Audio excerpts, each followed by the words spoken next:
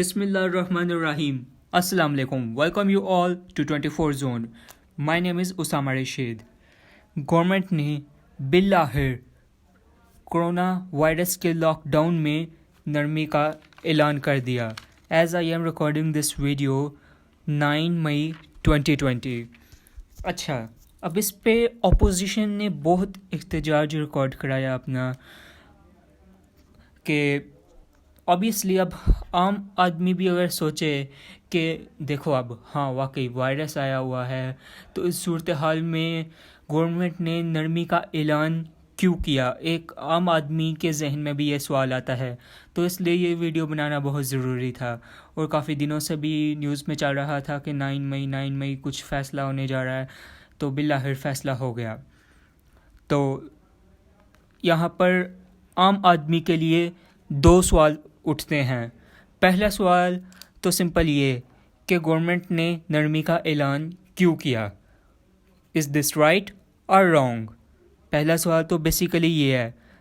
चले ठीक है, अब कर दिया है नरमी का ऐलान, तो अब इस पे इम्प्लीमेंटेशन कि अगर नरमी का ऐलान कर दिया है तो हमें कोई ये हाई स्पाइक यानी कि वायरस का अचानक अप ना हो जाए, वायरस इस तरह की कोई सूरत हाल ना पैदा हो जाए, इसके लिए हुकूमत ने क्या तदबीर अख्तियार की हैं, इस सूरत हाल में क्या करेगी हुकूमत.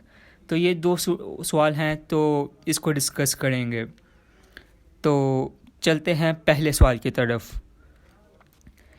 पहला सवाल, हुकूमत कैसे इस नरमी को लेकर चलेगी. देखिए, गवर्नमेंट ने यहाँ पर अपना मौक़िफ़ रखा है. गवर्नमेंट, जैसे मैं गवर्नमेंट की बात कर रहा हूँ, PTI पाकिस्तान तहरीक इंसाफ.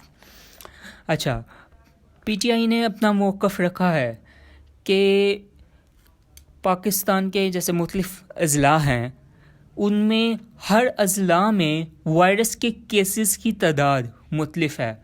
बाज़ अज़ला ऐसे हैं जहाँ पर वायरस के केसेस की तादाद ज़्यादा है, बाज़ में बहुत ज़्यादा, जबकि बाज़ अज़ला ऐसे भी हैं पाकिस्तान में जहाँ वायरस सिरे से मौजूद ही नहीं.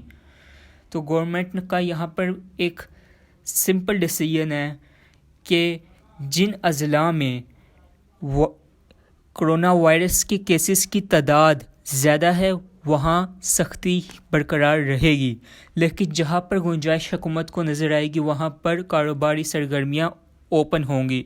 और हुकूमत ने बहुत से कारोबार ओपन करने की भी इजाज़त दी है.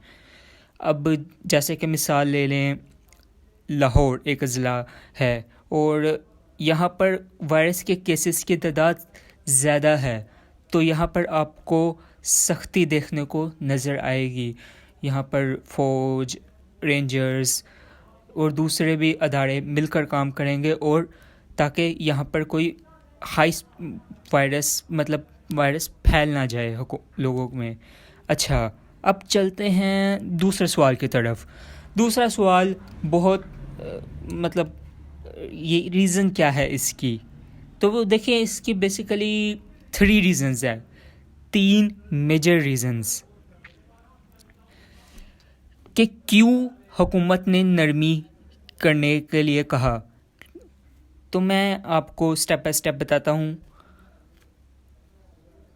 देखें, हुकूमत ने, आपने देखा होगा जब वायरस आया न्यू तो हुकूमत ने न्यू प्रोग्राम्स चलाए पूरे पाकिस्तान में, और इसके तहत हुकूमत ने राशन भी तकसीम किया और इनफैक्ट पैसे भी तकसीम किए, और काफ़ी ह्यूज अमाउंट जो है हुकूमत ने वो तकसीम की.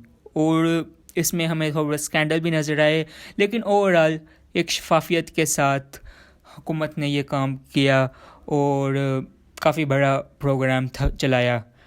हालांकि पाकिस्तान इसको अफोर्ड नहीं कर सकता था.